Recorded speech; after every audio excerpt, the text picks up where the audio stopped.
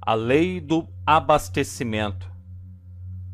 Peça e você receberá. Procure e você achará. Bata e a porta lhe será aberta.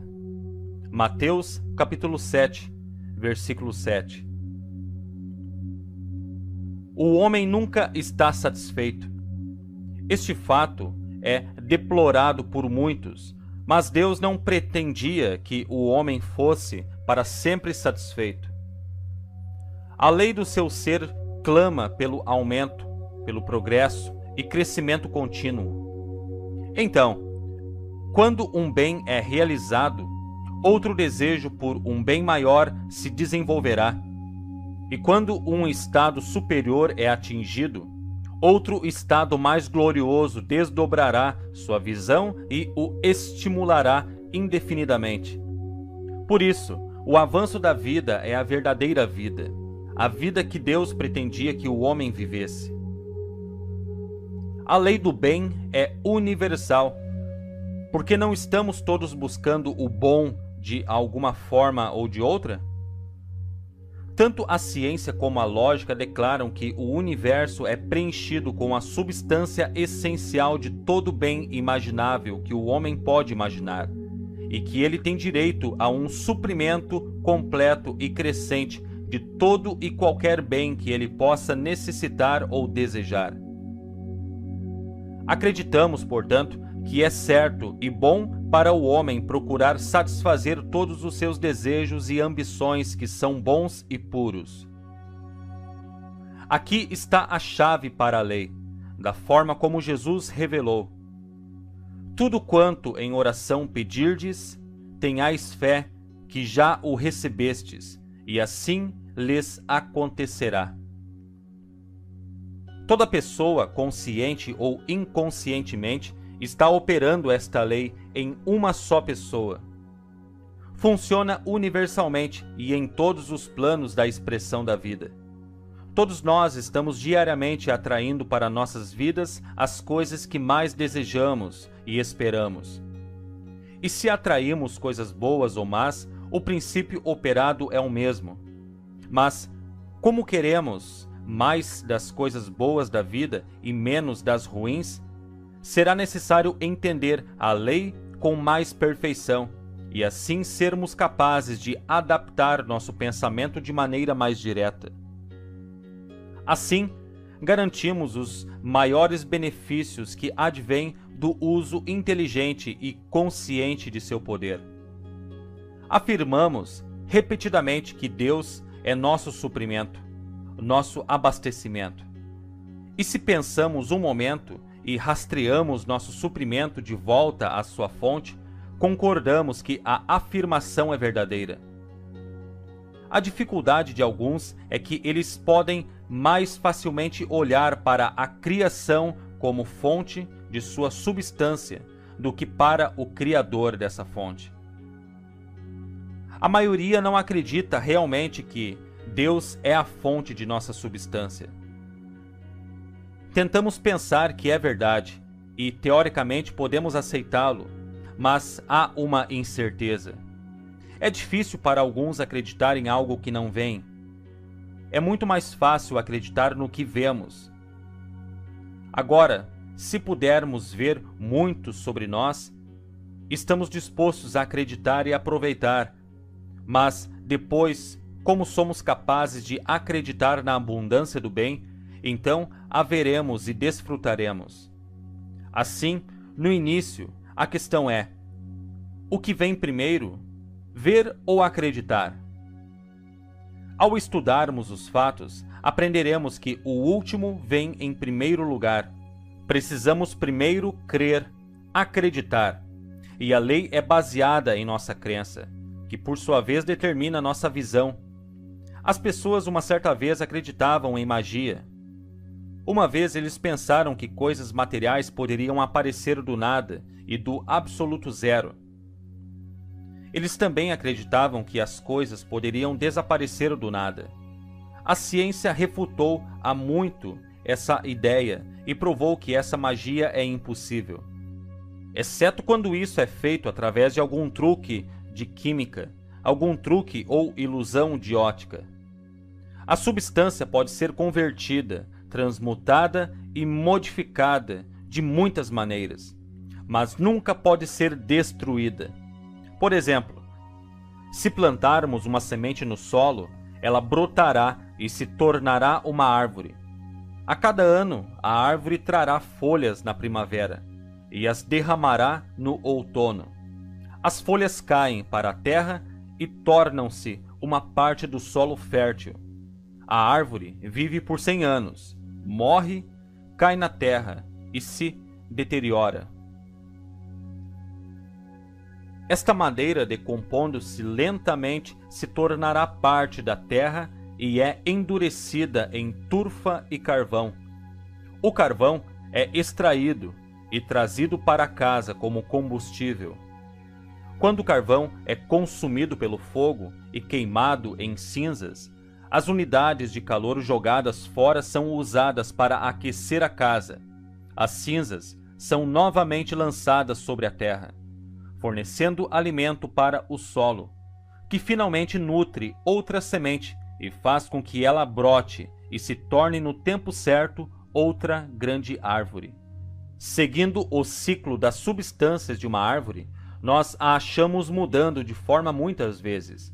Nós a vemos liberando gases, unidades de calor, produtos químicos de muitos tipos, e ainda assim, se fosse possível medir com precisão, descobriríamos que nem uma pequena parte foi perdida. Toda a provisão que sempre existiu ainda é e sempre será, pois nada pode ser desperdiçado ou perdido. Nunca pode haver falta de oferta. Algumas pessoas não enxergam a abundância ao seu redor e não apreciam as mesmas. É uma evidência de que elas não entendem ou não aplicam a lei. Em sua cegueira, eles dizem que muita coisa não existe e que, como sua visão é limitada, estão certos, em parte, pelo fato de sua limitada percepção.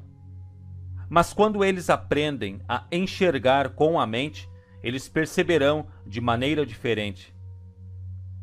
Há uma fase da lei conhecida como oferta e demanda, que é encontrada em todos os departamentos da vida. Tempos atrás, Thomas Edison recorreu ao uso da oferta e demanda quando inventou a primeira luz elétrica. Quando sua lâmpada de carbono foi trazida para o povo como um novo tipo de iluminação, muito superior a qualquer método então conhecido, eles a aceitaram prontamente? Muitos acharam isso ridículo e muito caro. Eles estavam usando velas, lâmpadas a óleo e uma pequena porcentagem de lâmpadas a gás. Assim, muito tempo se passou antes que o público fosse educado para as vantagens da eletricidade sobre os velhos modos de luz, calor e energia.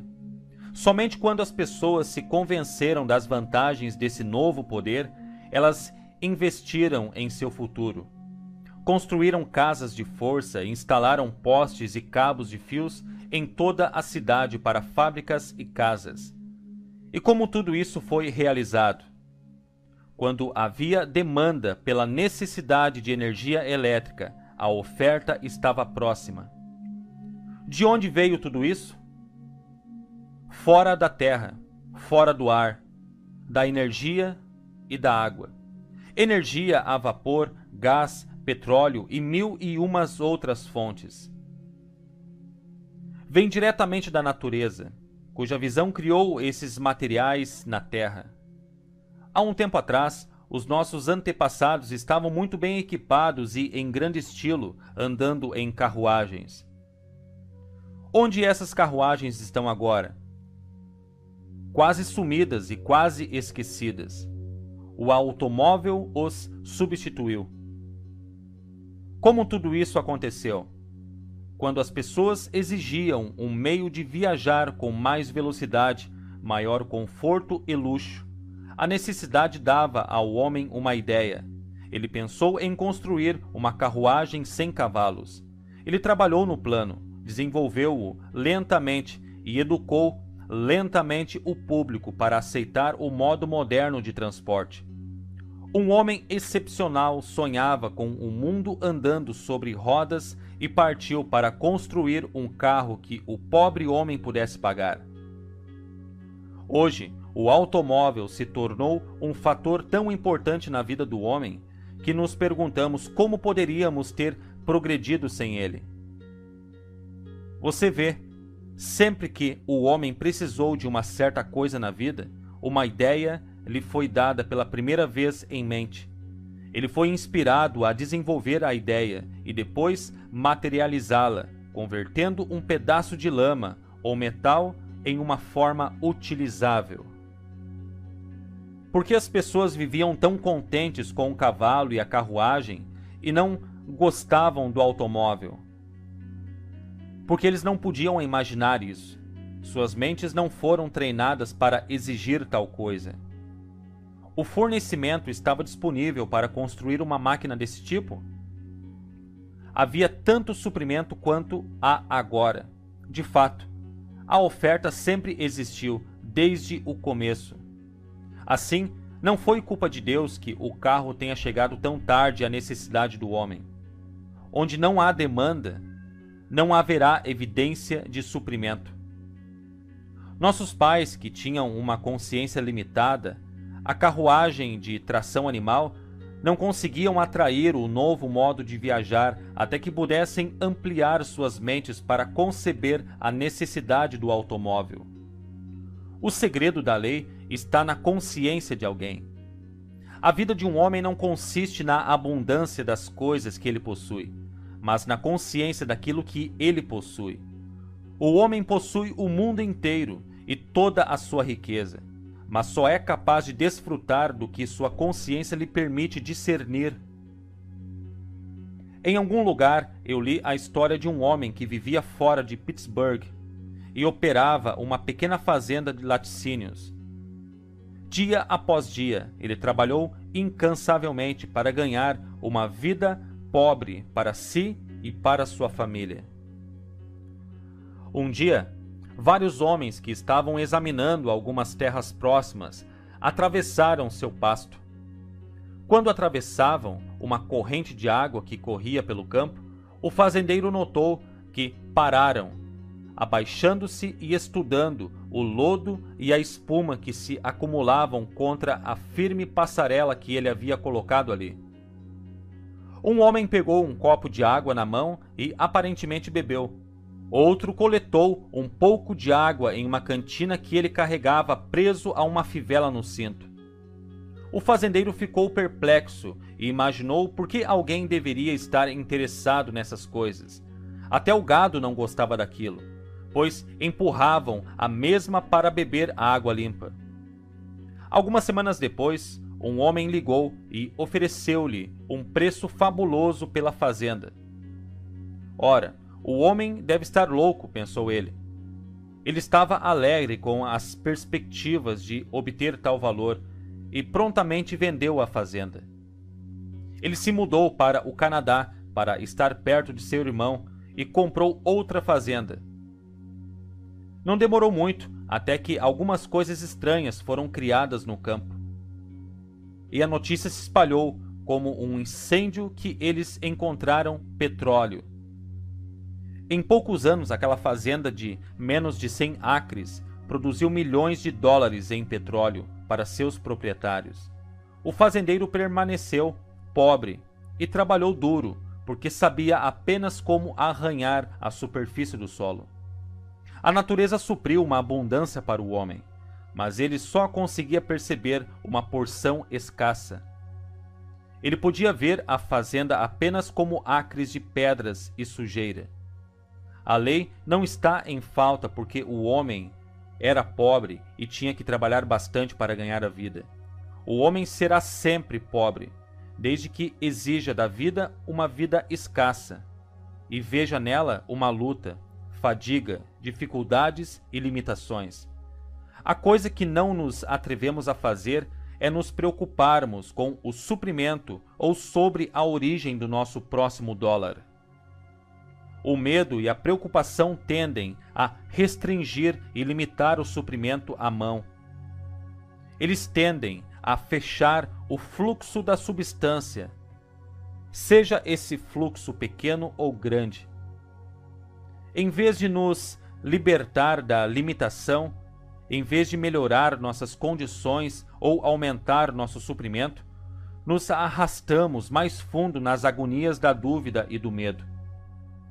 Em vez de esperar mais para seguir, nos tornamos tensos e ansiosos, o que aumenta nosso medo e nos traz mais do menos. Em vez de nos endurecermos em nosso pensamento, precisamos relaxar e ser mais expansivos.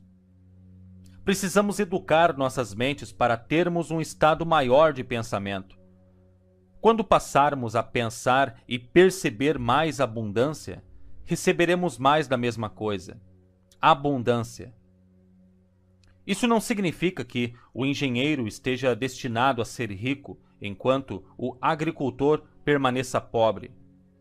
Existem engenheiros pobres e fazendeiros ricos. Não é a vocação que determina as riquezas, mas as exigências que fazemos das nossas vocações que determinam as riquezas. Somos capazes de pensar e perceber mais abundância do que já temos. Fazendo isso, não apenas expandiremos nosso pensamento, mas receberemos mais abundantemente. Este é o princípio básico da lei. O ímã não foi carregado de si mesmo, mas teve que ser carregado com uma energia elétrica por alguém que entendesse a operação.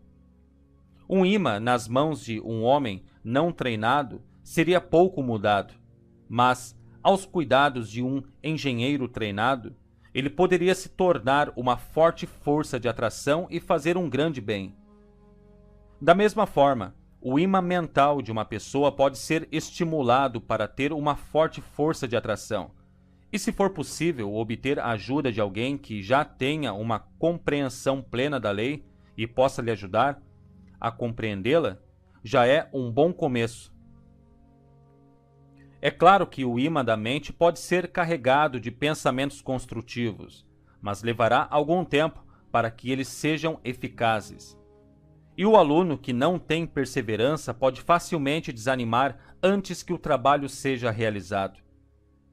Eu sempre defendo a ideia de que é melhor ter um bom começo, quando possível, obtendo ajuda, em vez de seguir o caminho mais lento e árduo da autoeducação. Então, o estudante, sabendo que a lei funciona, poderá progredir rapidamente em seu desenvolvimento e prática. Toda a pobreza no mundo surge de uma consciência de pobreza, seja ela coletiva ou individual. Por que milhões sofrem com a falta e morrem de fome anualmente na Índia? Disseram-me que muitos deles, em toda a sua vida, nunca desfrutaram de uma refeição completa. Certamente não é porque a natureza subestimou a necessidade de um povo tão grande. Certamente também não é porque há falta de comida suficiente para este povo. É porque a visão deste povo se limitou a tal pobreza. Pergunte ao agricultor sobre suas colheitas. Ele lhe dirá que seu problema não é a escassez, mas excesso de oferta. Pergunte ao mineiro. Não importa se ele mineraria ouro, prata, diamantes, carvão ou ferro. Ele lhe dirá que a oferta é muito maior do que a demanda. Pergunte ao cientista, e ele dirá que há muita comida, há mais comida no mundo do que somos capazes de usufruir. Há mais poder em uma única gota de água ou em um pedaço de açúcar do que o homem pode perceber. A oferta é maior que a demanda, e a demanda é determinada pelo pensamento do próprio homem. A proposta com a maioria de nós é que nosso poder de atração é fraco demais para entender as demandas. Nossa mente é como um ímã que atrai para si o seu próprio tipo. e espécie. Um ímã pode atrair-se em proporção ao seu poder de magnetismo que é gerado ou coletado em si mesmo. Nosso ímã mental é grandemente reduzido em força por nossas preocupações e medos, e nosso fluxo interno de bens é lentamente fechado. Se nossa força mental se enfraquecer demais, podemos até repelir o pouco que está tentando nos alcançar. Como podemos carregar um ímã com energia elétrica para aumentar seu poder de magnetismo, nossa mente também pode ser carregada com uma energia mental que constrói um poder de atração. Como a natureza, devemos seguir uma lei natural. A natureza nunca se constrói morro abaixo, sempre para cima. Para perceber prosperidade, nós, como a natureza, não podemos realizar mágica ou milagres. Não podemos fazer saúde, felicidade ou dinheiro do nada. A natureza nos mostra como podemos converter muito ou pouco da substância disponível em um material utilizável. A substância disponível é o nosso pensamento, e nós temos que carregar nossas mentes com pensamentos construtivos. Da mesma forma que a natureza, para nós realizarmos o bem, nossos pensamentos devem estar sempre sendo conduzidos para cima, devem ser construtivos. Se, por exemplo, uma abelha zangão em uma colmeia decidisse se deitar com seus irmãos e trabalhasse pela metade, a mãe natureza concordaria e encontraria um trabalho de meio período para a abelha especial? De maneira alguma. Ela impressiona as outras abelhas que estão trabalhando duro para coletar o mel e encher a colmeia, para enviar seus soldados até o zangão.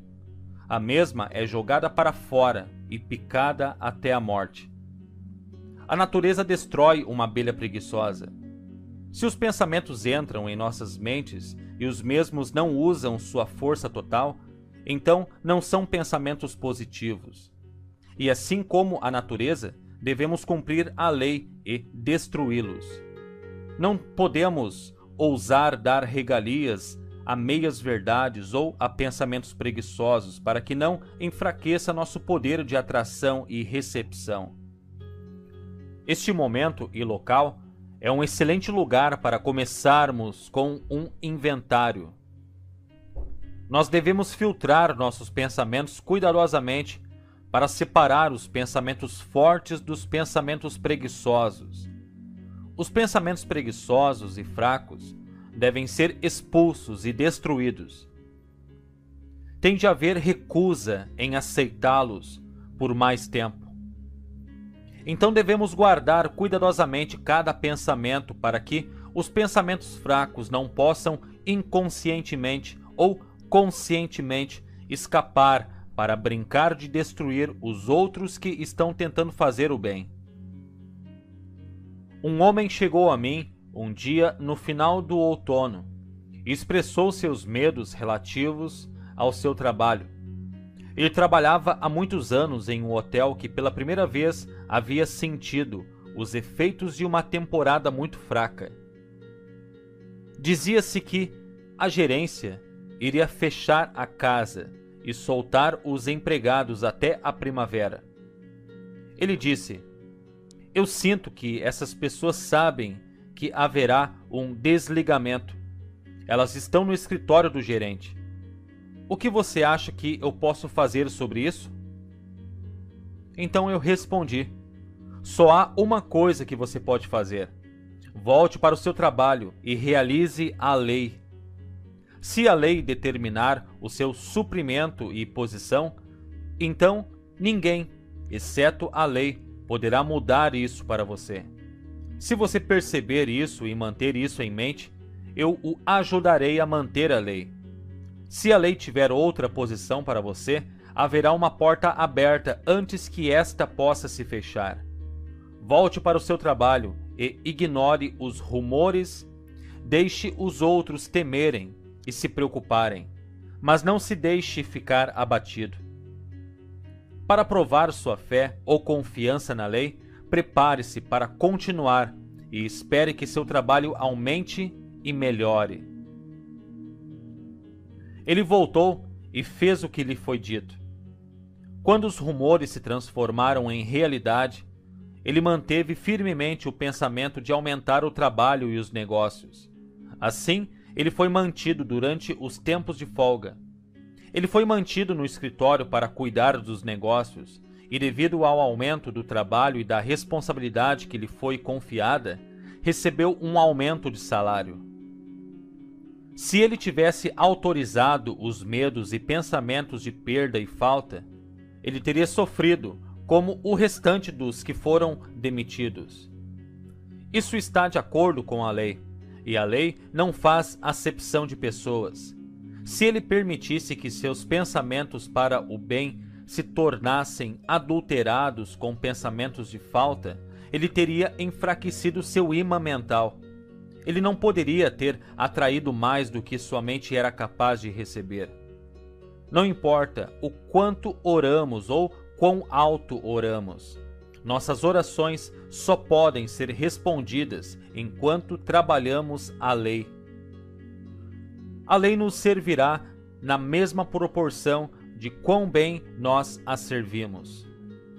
Robert Kuller, em um de seus livros, fala de um incidente que aconteceu em Chicago. Um jovem, no elevador de uma grande casa de negócios, fez a seguinte pergunta: qual é a sua religião? Ele prontamente respondeu, para a surpresa dos outros, que sua religião era Sears, Roebuck & Company. Ele é um dos executivos dessa mesma empresa hoje. Por quê? Ele trabalhou a lei do abastecimento, onde ele pensava apenas em termos relevantes aos seus interesses. O sucesso de sua empresa foi seu sucesso. Seu interesse concertado permitiu-lhe tornar-se parte da empresa. Hoje, ele tem um bom assento, um escritório bonito e um ótimo salário. Assim como o jovem, seu único pensamento deve ser abundância. Como a abundância e o abastecimento são um, então, para usar a lei, você deve pensar em suprir, abastecer, falando e suprindo a vida com todo o pensamento de abundância. Mantenha seus pensamentos tão ocupados com ideias de abundância que todo e qualquer pensamento preguiçoso de falta ou perda será destruído. Lembre-se de não confundir dinheiro com suprimentos. O dinheiro é apenas um dos inumerosos meios de suprimento. O dinheiro não é a raiz de todo o mal, mas o amor ao dinheiro é. Se você se concentrar apenas no dinheiro e usar todos os meios para acumulá-lo, estará forçando a lei a fechar outro bem. Se você se concentrar em uma parte e não no todo, você terá apenas uma pequena parte. Se você se concentrar no todo, desfrutará da abundância do todo.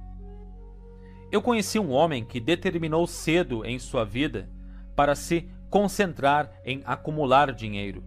Ele alcançou sua ambição e se tornou um homem muito influente em sua cidade. Ele confidenciou a um amigo antes de morrer dizendo: fiz tudo o que sabia para ficar rico. Ganhei riquezas, mas perdi o amor e a companhia de minha esposa e a alegria de ser pai de nossos filhos. Perdi minha saúde e estou gastando minha fortuna para recuperar minha saúde. Mas de alguma forma, minha saúde não me responde. Sim, aprendi a ficar rico, mas não aprendi a viver. Se amamos a lei, usamos a lei para obter o suprimento e, usando-a com sabedoria, iremos satisfazer nossos desejos. Aprenderemos a viver de maneira sadia, livre e sábia, e não haverá perdas. Nossas vidas serão tão completas quanto Deus, a lei, as projetou para serem. Pode haver muitos de vocês que estão tentando seguir as ideias da verdade e que sinceramente afirmaram e pensaram declarações para o fornecimento, mas de alguma forma isso só veio em pequenas quantidades. Isso pode ser em grande parte devido ao fato de que seus sentidos ainda são fortes demais para sua mente controlar. Talvez você precise ver primeiro antes de acreditar. Isto é, você está tão acostumado a ver tanto suprimento ou dinheiro que, apesar de suas declarações, acredita mais no que vê do que naquilo que está tentando pensar. É necessário que você primeiro treine seus sentidos para ficar sob o controle dos pensamentos que você sabe que deve pensar para se conformar com a lei. Florence Shinn dá um exemplo claro disso em seu livro The Game of Life, O Jogo da Vida.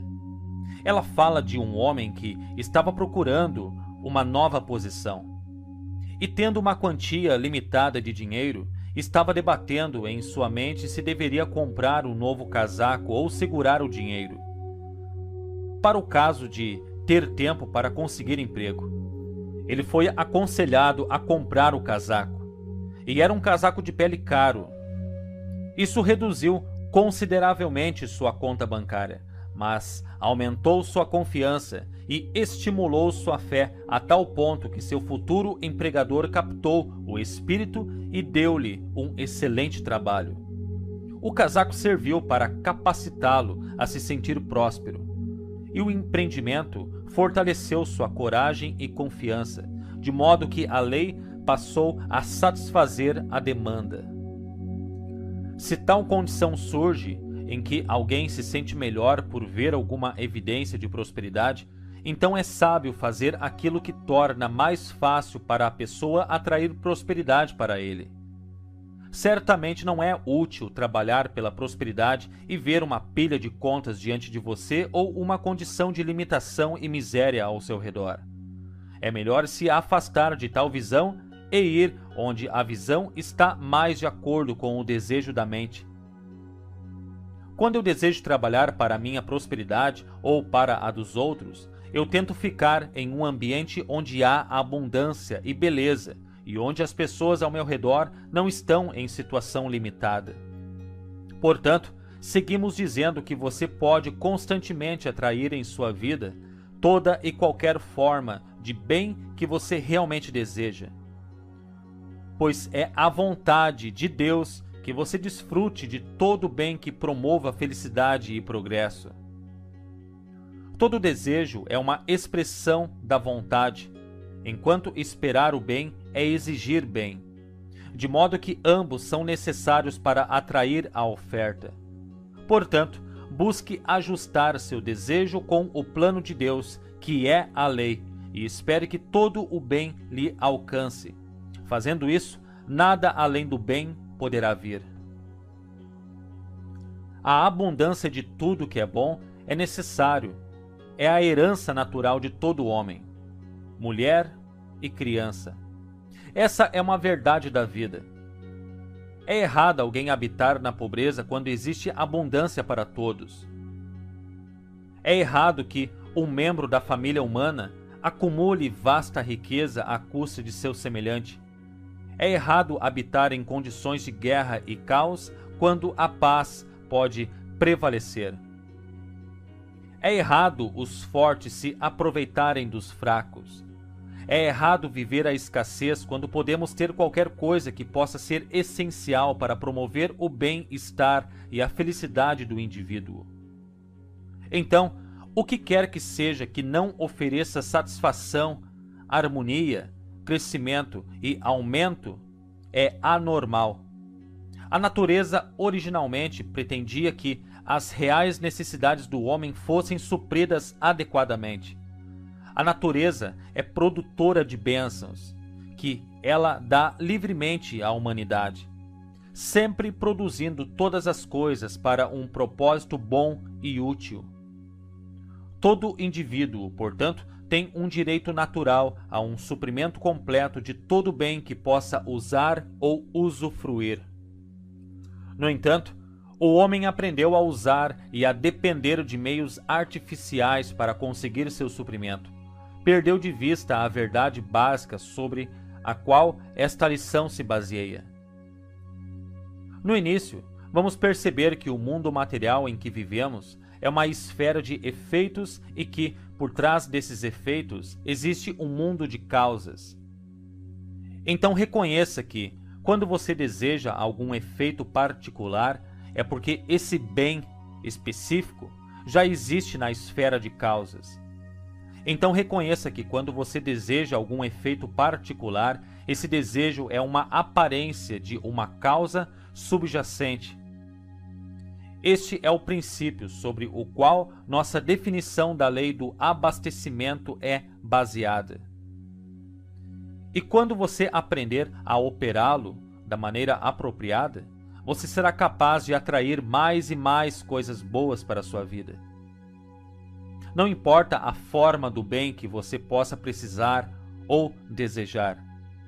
Em todo mundo é um princípio do bem onipotente. Cada pensamento do bem é uma semente para a produção do bem. Você tem o direito de se apropriar e usar todo o bem que quiser. E quanto mais bem você percebe e desfruta, mais você vive em verdadeiro acordo com o propósito desse espírito de bondade sempre presente. Aprenda a entender como explorar a fonte de todo abastecimento, pois não há limite para o bem, e todo o bem pode ser desenvolvido e desfrutado em sua vida. Na verdade, o homem incorpora todas as leis da natureza relativas ao seu maior bem-estar e crescimento ordenado. Portanto, ele não é separado de qualquer coisa boa que ele possa precisar para aumentar sua felicidade ou promover seu progresso. Mas se ele deve ou não possuir aquilo que ele precisa ou requer, será largamente determinado pelo uso que ele faz de sua atual dotação de inteligência e poder. Quanto mais o homem cresce no conhecimento verdadeiro e quanto mais ele usa seus poderes de formas construtivas, mais coisas boas ele criará no círculo de sua expressão, em seu próprio pequeno mundo. A Terra Prometida. Não mais vou olhar para o céu distante para o auxílio amoroso de meu Pai. Uma vez que aqui na terra seu tesouro está, e aqui está o seu reino estabelecido. Não mais através da névoa de coisas desconhecidas eu procurarei pela terra prometida, porque o tempo é o escabelo de seu trono, e eu estou dentro de sua mão. A riqueza que é melhor que o ouro está aqui, se eu pedir. E a sabedoria não revelada e o poder não contado estão aqui para todas as tarefas. As portas do céu estão diante dos meus olhos. Sua chave está na minha mão. Não mais olharei para o céu distante, pois aqui é a terra prometida. Alva Romanes.